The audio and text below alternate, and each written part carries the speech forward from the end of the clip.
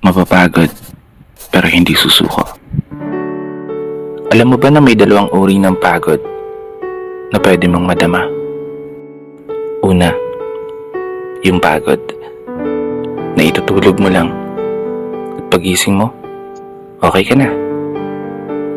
Pero may isang uri ng pagod na talagang kakaiba. Yun ay ang pagod na hindi nadadaan sa pahinga. Isang pagod na magpapahiwatig kung gaano kabigat ang mga problema mong daladala. Pagod na magpapanginig ng mga luha sa mata. Pagod na magdidikta sa'yo para sabihing ayaw mo na. Mapapatanong ka na lang talaga, saan nga bang direksyon ng aking mga paa? Mga paang tila pagod na sa kakahakbang. Mga paang ngimay na sa kada tapak sa baitang ng hagdan.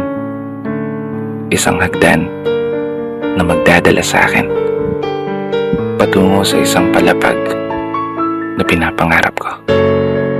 Mapapagod pero hindi susuko.